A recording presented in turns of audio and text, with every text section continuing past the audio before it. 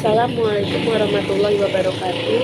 Perkenalkan, nama saya Cindy Asri Nur Pratiwi dengan NPM 18111060418. Saya dari kelas biologi di semester 6 mata kuliah Strategi Pembelajaran Biologi. Di sini saya akan membahas pembelajaran kooperatif atau dikenal dengan cooperative learning. Sebagai calon guru, kita harus mengetahui bagaimana pembelajaran kooperatif ini diterapkan.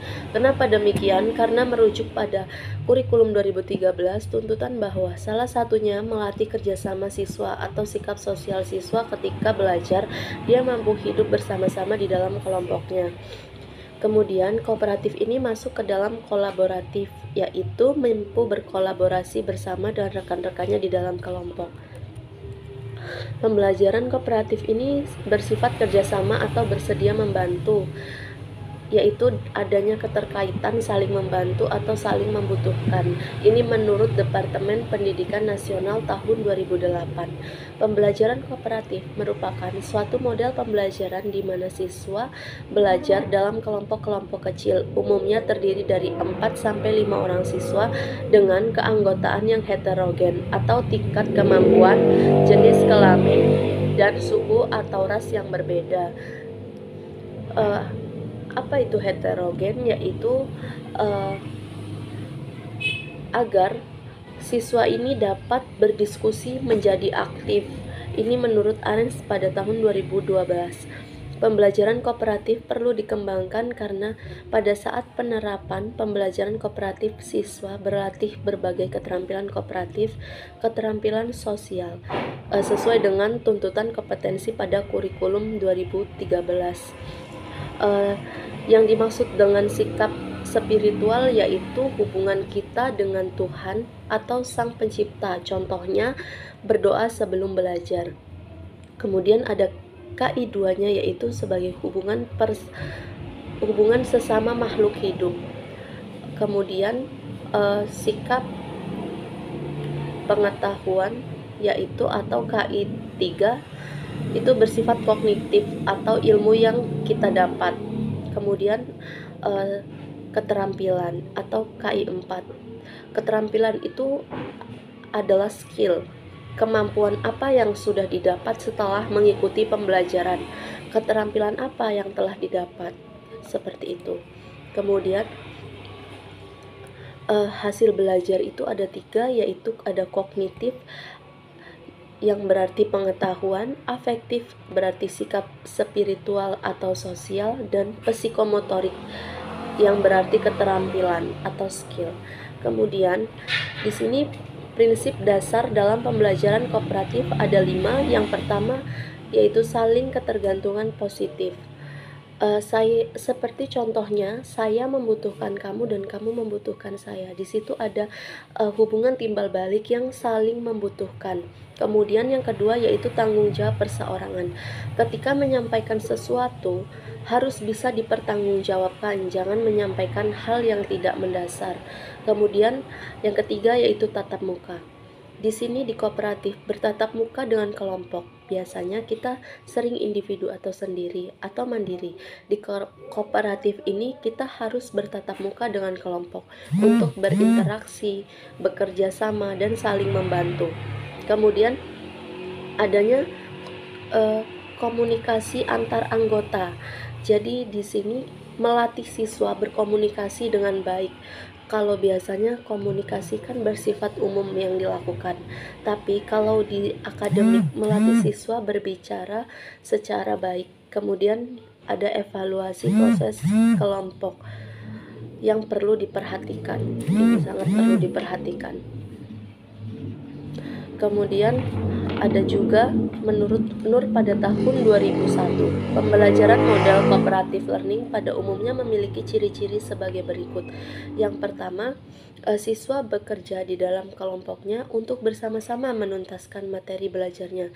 Jadi di kelompok tersebut itu hidup dan aktif. Kemudian kelompok dibentuk dari siswa yang memiliki kemampuan tinggi, sedang, dan rendah. Agar apa? Agar yang kemampuan tinggi mampu memberikan masukan atau saran kepada rekan yang berkemampuan rendah, sehingga yang kemampuan rendah tersebut memiliki motivasi untuk semakin giat belajar lagi. Kemudian, bila mana mungkin, anggota kelompok berasal dari ras, bangsa, suku, dan jenis kelamin yang berbeda. Jangan laki-laki dengan laki-laki, tapi di random agar jauh lebih baik. Jadi ada laki-laki dengan perempuan seperti itu. Kemudian penghargaan lebih berorientasi kepada kelompok daripada individu. Jangan memuji salah satu. Apabila itu bagus, jangan hanya memuji satu orang saja, tapi semua itu adalah kerjasama kelompok. Jadi jangan memuji salah satu orang saja, tapi semua hasil kerja kelompok tersebut. Kemudian di sini ada tujuan pembelajaran kooperatif. Yang pertama ada hasil belajar akademik. Para pendukung pembelajaran kooperatif percaya bahwa struktur penghargaan kooperatif dapat meningkatkan kinerja siswa dalam tugas-tugas akademik. Pembelajaran kooperatif juga mengubah norma yang berhubungan dengan hasil belajar. Kemudian yang kedua, toleransi dan penerimaan terhadap keragaman. Pembelajaran kooperatif memberikan kesempatan kepada siswa dengan latar belakang dan kondisi yang beragam untuk bekerja secara independen atau saling bergantung pada tugas yang sama. Melalui penggunaan struktur penghargaan kooperatif, belajar untuk saling menghargai. Kemudian tujuan pembelajaran kooperatif yang ketiga yaitu pengembangan keterampilan sosial. Keterampilan ini amat penting untuk saat hidup di masyarakat, di mana sebagian besar profesi dilakukan dalam organisasi yang saling bergantung satu sama lain dan masyarakat yang budayanya semakin beragam. Kemudian ada juga kelebihan dan kekurangan pada model pembelajaran kooperatif ini. Jadi, adapun kelebihan model pembelajaran kooperatif ini yang pertama, memberikan kesempatan kepada siswa untuk menemukan konsep sendiri dan cara memecahkan masalah. Kelebihan yang kedua yaitu memberikan kesempatan kepada siswa untuk menciptakan kreativitas dalam melakukan komunikasi dengan teman sekelompoknya. Yang ketiga yaitu membiasakan siswa untuk bersikap terbuka namun tegas. Kelebihan selanjutnya yaitu meningkatkan motivasi belajar siswa dan membantu guru dalam pencapaian tujuan pembelajar karena langkah-langkah pembelajaran kooperatif mudah diterapkan di sekolah. Kemudian kelebihan yang terakhir yaitu mendorong motivasi guru untuk menciptakan media pengajaran karena media begitu penting dalam pembelajaran di kooperatif ini. Sedangkan kelemahan pada model pembelajaran kooperatif ini yang pertama yaitu memerlukan waktu yang cukup lama untuk diskusi, seperti belajar kelompok biasa. Siswa yang pandai menguasai jalannya diskusi, sehingga siswa yang kurang pandai kurang kesempatan untuk mengeluarkan pendapatnya yang tidak biasa dengan belajar dengan baik. Kemudian dalam penerapan model pembelajaran kooperatif ini, kelompok yang merasa asing dan sulit untuk bekerja sama. Kemudian kelemahan yang ketiga yaitu jika tidak ada bimbingan dari teman dan guru, maka ada kalanya siswa yang selalu pasrah seperti dia tidak mau menyelesaikan tugasnya, seperti itu. Kemudian yang terakhir, kelemahan yang terakhir, jika tidak ada mekanisme yang baik dalam proses, akan ada sikap ketergantungan siswa. Jadi saling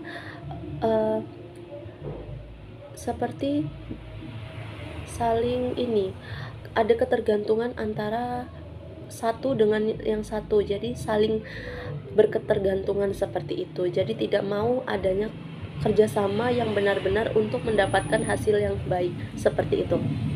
Kemudian ada juga teknik-teknik dalam model pembelajaran kooperatif ini. Yang pertama ada Student Teams Achievement Division atau STAD. Kemudian ada Jigsaw. Kemudian yang ketiga ada Group Investigation Go Around. Kemudian teknik yang keempat yaitu Think, Pair, and Share. Teknik yang kelima yaitu Make a Match, yang berarti membuat pasangan. Dan teknik yang ke-6 yaitu bertukar pasangan. Teknik yang ke-7 yaitu kepala bernomor. Teknik yang kedelapan, to stay, to try.